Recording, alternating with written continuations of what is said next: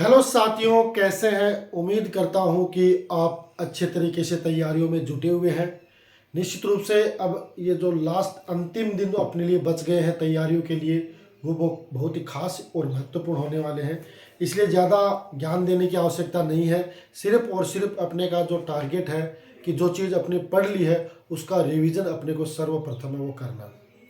क्योंकि ज़्यादा अब उस समय ये ऐसा समय है कि लास्ट के 8 से 10 दिन अपने पास बचे हैं, तो उसमें कोई विशेष कोई रणनीति अपने पास नहीं हो सकती। बाकी सारी काल्पनिक बातें।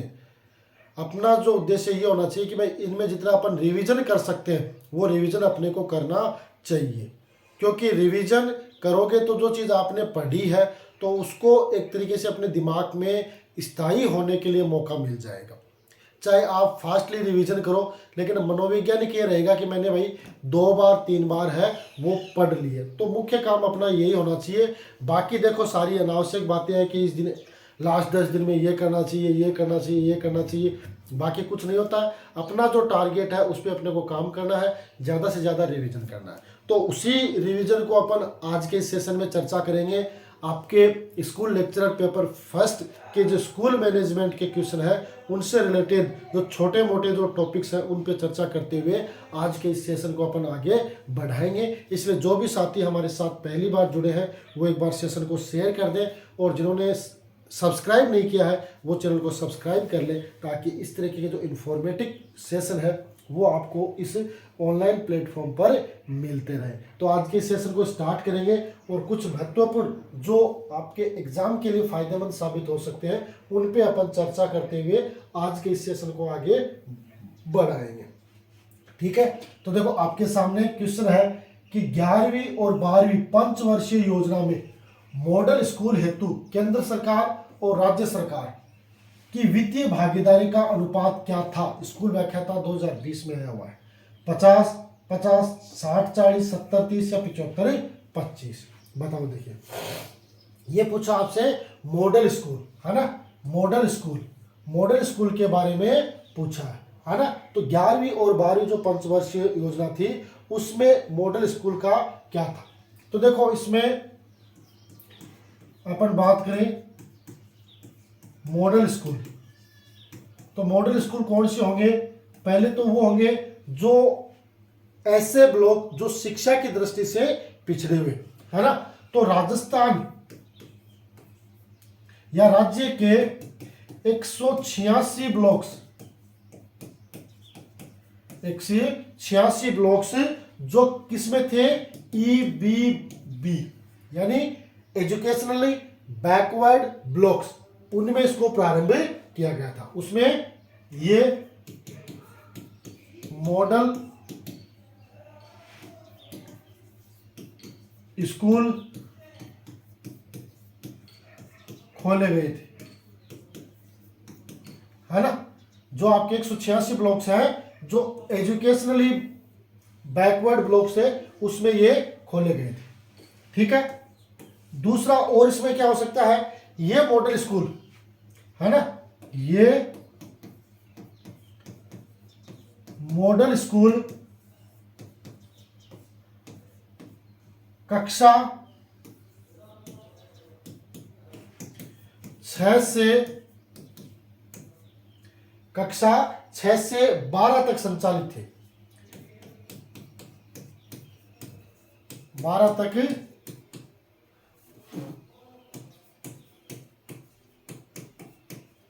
संचालित होंगे, ये था इसमें है ना। क्या था, कक्षा 6 से 12 तक संचालित होंगे। और इसमें विज्ञान, गणित व अंग्रेजी है ना, इन पे अधिक जोर दिया जाएगा। अंग्रेजी पर ज्यादा फोकस रहेगा, अधिक जोर दिया जाएगा। ये भी था इसमें जो आपका साइंस सब्जेक्ट है, मैथ है या अंग्रेजी है, क्योंकि बच्चे हैं वो इन सब्जेक्ट से ज्यादा डरते हैं। तो मॉडल स्कूल में जो आपके 186 जो ब्लॉक्स हैं जो शिक्षा की दृष्टि से पिछड़े हुए हैं, उनके जो बच्चे हैं, क्योंकि वो ऑलरेडी पिछड़े हुए हैं और फिर इन सब्जेक्ट का उनको और डर लगता है, तो इनके लिए वो विशेष है, वो जोर देंगे, है ना। साथ ही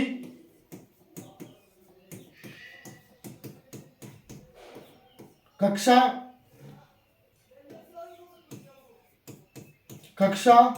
9 से अंग्रेजी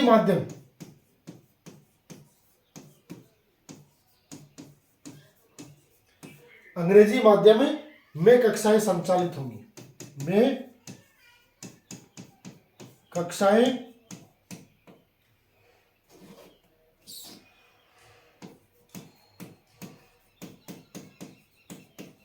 संचालित होंगी, ये भी था इसमें, है ना। इसके अलावा इसका संचालन जो पहले कौन था, रमसा, अब या समसा। पहले क्या था, पहले इसका नाम था रमसा, राष्ट्रीय माध्यमिक शिक्षा अभियान, उसको चेंज करके आप कर दिया समसा, समग्र शिक्षा अभियान। संचालन इसके द्वारा, रमसा समसा द्वारा किया जाएगा, है ना।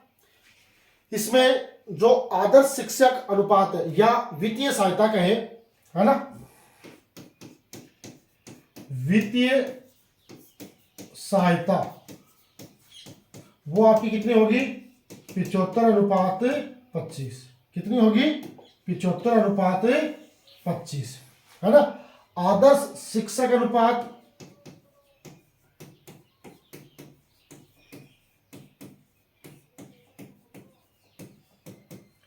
वो होगा आपका 1:40। क्या होगा, 1:40, है ना।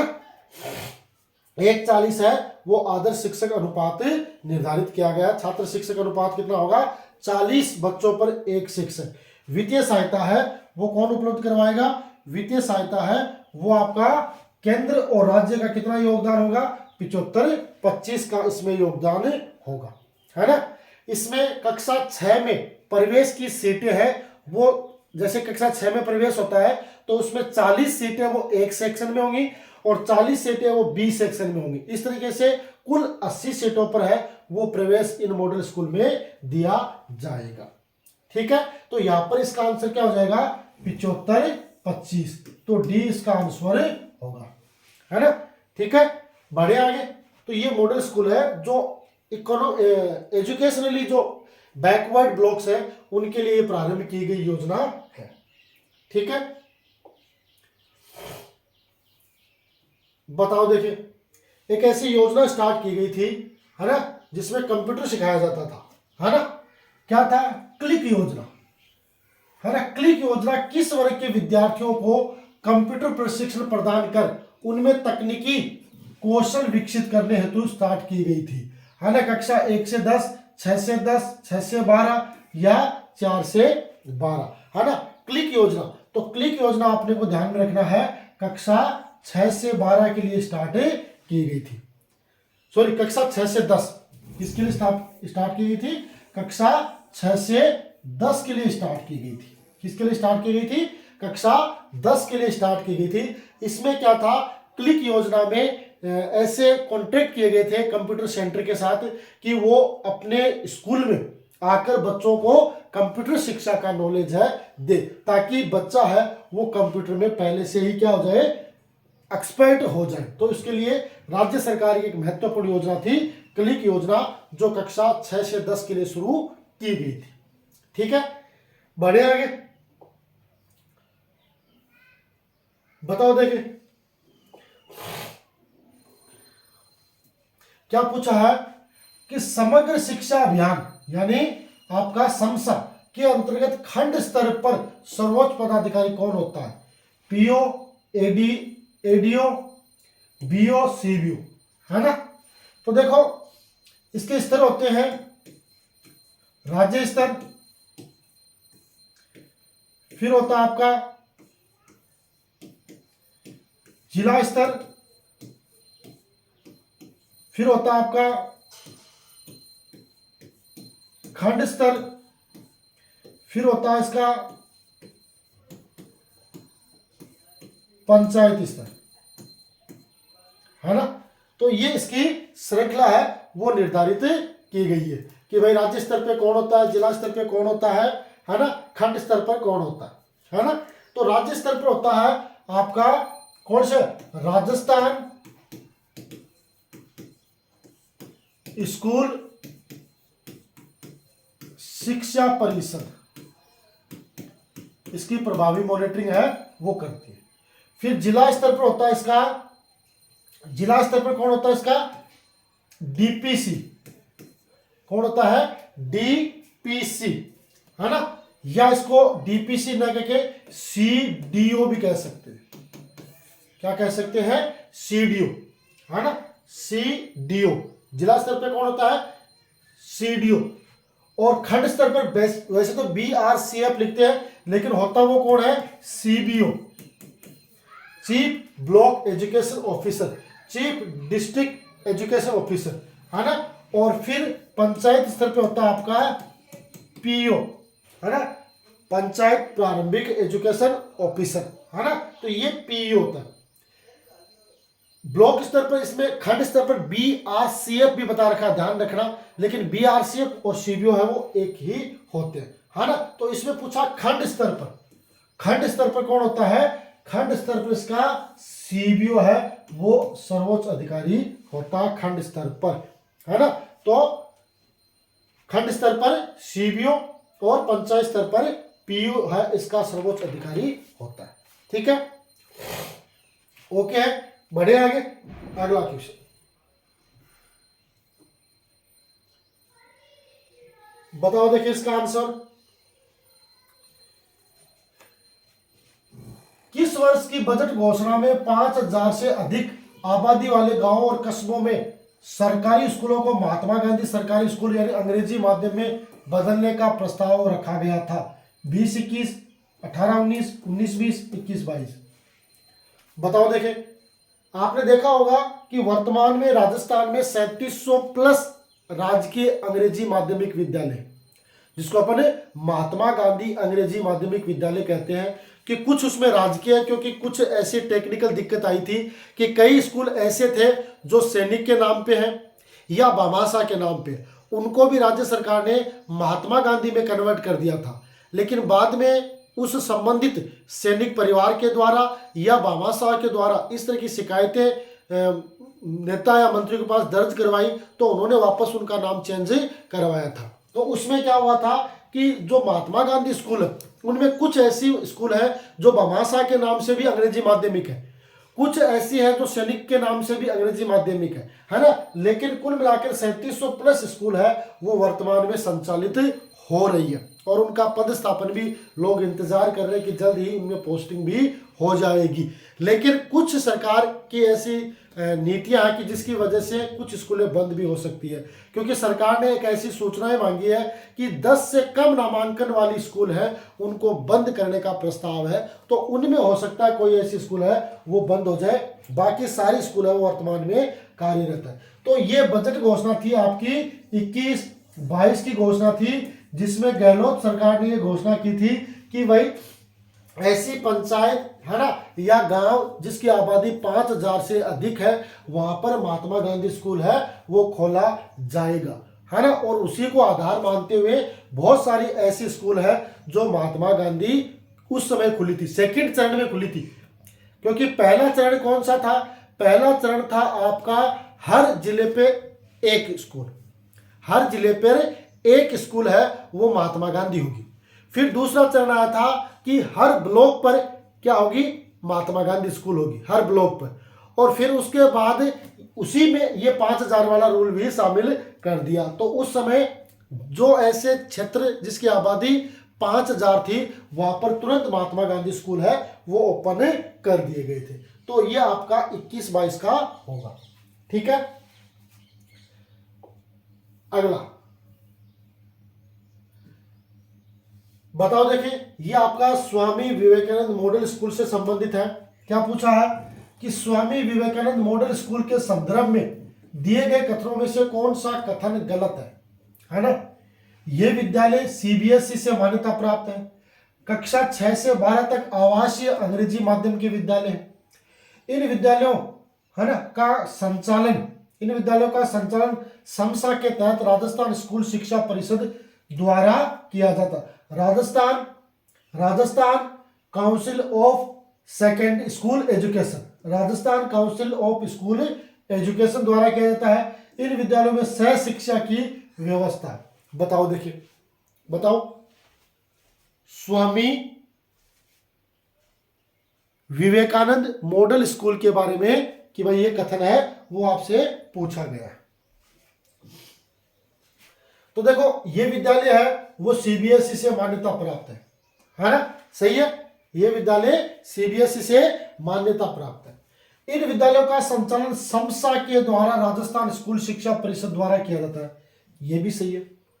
इन विद्यालयों में सह शिक्षा को एजुकेशन की व्यवस्था है, यह भी सही है ना। तो फिर गलत क्या हो गया, ये कक्षा 6 से 12 तक आवासीय विद्यालय नहीं है ना। ये कक्षा 6 से नहीं है, कक्षा 1 से संचालित है और आवासीय विद्यालय नहीं। तो इसका बी है वो इसका सही हो जाएगा, है ना। ये आपके कक्षा 6 से 12 तक के आवासीय अंग्रेजी माध्यम के विद्यालय हैं, ये नहीं है, ठीक है। तो बी इसका सही आंसर हो जाएगा। बाकी ये सही है कि ये सीबीएसई से मान्यता प्राप्त है, समसा द्वारा इसका संचालन होता है और सह शिक्षा की इसमें व्यवस्था है, ठीक है। अगला क्वेश्चन, केजीबीवी है ना, कस्तूरबा गांधी बालिका विद्यालय। कस्तूरबा गांधी बालिका विद्यालय केजीबीवी का आरंभ हुआ था 2001, 2002, 2003, 2004। बताओ, देखिए तो कस्तूरबा गांधी बालिका विद्यालय है ना, केजीबीवी, कस्तूरबा गांधी बालिका विद्यालय है ना, इसकी स्थापना है वो किसने की थी, स्थापना भारत सरकार द्वारा कब की गई थी, आपकी जुलाई अगस्त 2004 में। कब थी, जुलाई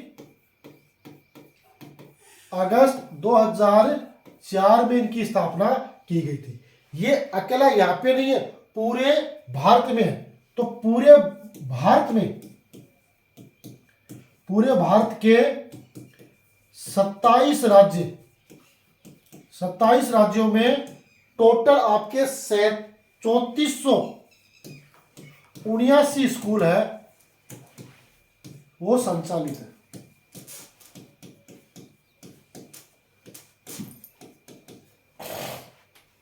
पूरे भारत में 3479 स्कूल है वो आपकी कस्तूरबा गांधी बालिका विद्यालय के रूप में संचालित है। इसका नामकरण आपको पता ही है कि भारत में एक ऐसे अहिंसा के पुजारी हुए महात्मा गांधी और उनकी पत्नी थी कस्तूरबा गांधी, तो उसके नाम से इनका नामकरण किया गया है ना। श्रीमती कस्तूरबा देवी के नाम से इनका जो नाम है वो शुरू किया गया। पहले ये कार्यक्रम है वो SSA के तहत चलता था। किसके तहत, SSA यानी सर्व शिक्षा अभियान के तहत है ये कार्यक्रम है वो चला जाता था, है ना। और कब से 1 अप्रैल 2007 से, है ना। KGBV यानी SSA के तहत है, कब से संचालित है, 1 अप्रैल 2007 से ये SSA के तहत है वो संचालित है। इसका उद्देश्य क्या है ना, उद्देश्य क्या है, उद्देश्य कि वंचित वर्ग की बालिकाओं को, वंचित वर्ग की बालिकाओं को शिक्षा की मुख्य धारा के साथ जोड़ना। क्या था? वंचित वर्ग की जो बालिकाएं हैं उनको शिक्षा की मुख्य धारा के साथ जोड़ना। ये क्यों है? क्योंकि आपने देख लिया कि भाई 1 से 5 तक का छात्राएं अध्ययन कर लेती है, यानी 1 से 5 तक पढ़ लेती है, लेकिन अपने पास आगे की कक्षाएं नहीं होने के कारण वो उस शिक्षा को छोड़ देती है। चाहे वो सामाजिक कारण हो, चाहे वो पारिवारिक कारण हो, चाहे वो आर्थिक कारण हो, किसी भी कारण से वो आगे की पढ़ाई है वो जारी नहीं रख पाती है, पढ़ाई छोड़ देती है। और उसके बाद क्या होता है कि उनकी आयु है वो ज़्यादा हो जाती है। तो आयु ज़्यादा हो जाती है तो वो अपने जो और विद्यालय है उनमें एडमिशन लेने के लिए थोड़ा सा शर्माती है।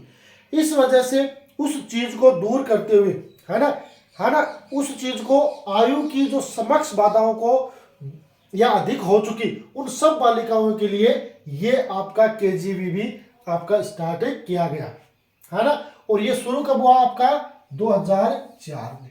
तो इसका आंसर तो डी होगा। इसके साथ ही आपको पता है कि इन विद्यालयों में का संचालन पूरे भारत में होता है ना। ठीक है, पूरे भारत में इनका आपको एडमिशन है वो लिया जा सकता है, कहीं कोई दिक्कत नहीं। ठीक है, तो 2004 में बढ़े आगे।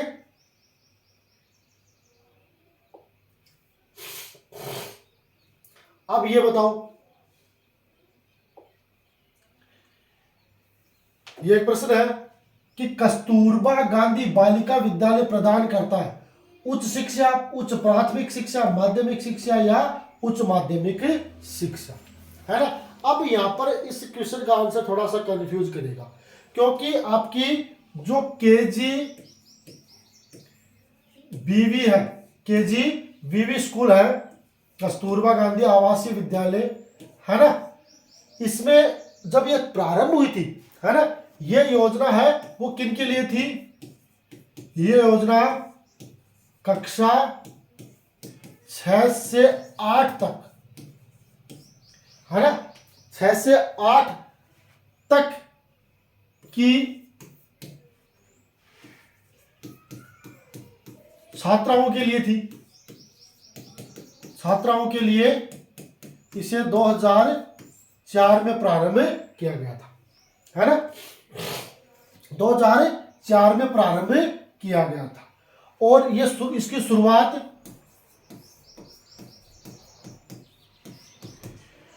186 ब्लॉक, है ना, जो आपके कौन से थे? 186 ब्लॉक जो आपके बी वाले थे, प्लस 14 ब्लॉक्स जो आपके अल्पसंख्यक थे,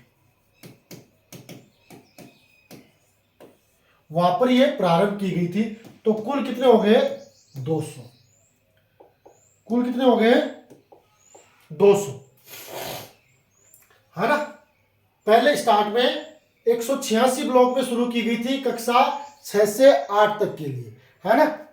उसके बाद क्या किया कि 14 ब्लॉक और जोड़ गए और इसमें टोटल 200 हो गए 2007 से संचालित।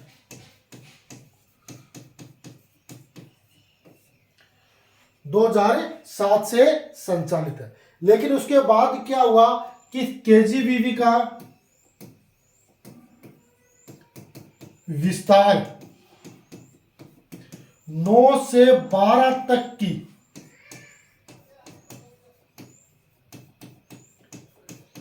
कक्षाओं के लिए भी किया गया, है ना।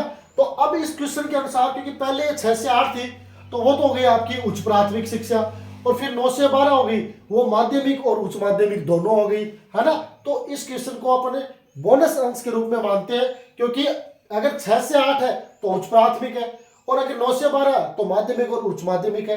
तो इस वजह से इसको क्या करना, अपने को इसको कोई भी आंसर नहीं मान सकते, क्योंकि अगर प्रारंभ में कुछ दिया होता तो अपन मान सकते थे। ये क्वेश्चन 2018 में आया हुआ है, फिर इसका बोनस अंक वो दिया गया था, है ना। इसके बाद जब 9 से 12 तक का विस्तार किया गया, है ना, तो आपका जो बालिका छात्रावास था, कौन सा बालिका छात्रावास? शारदे। या बालिका छात्रावास को इसमें मिला दिया गया, बालिका छात्रावास को, है ना, कब? 2009-10 में आपका उस समय कौन सा था? रमसा था, लेकिन ये मानो समसा में शामिल कर लिया।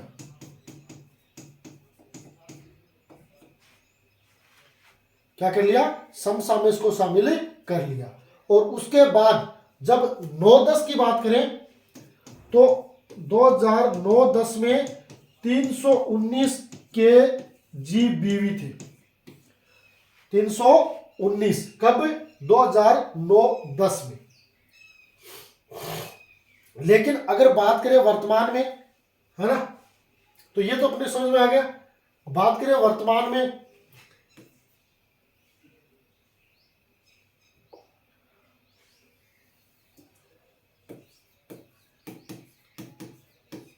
वर्तमान में, अगर बात करें तो आपके 23-24 में आपके कितने हो गए टोटल आपके 328 KGBV हो गए, है ना, 328 KGBV। उसमें आपके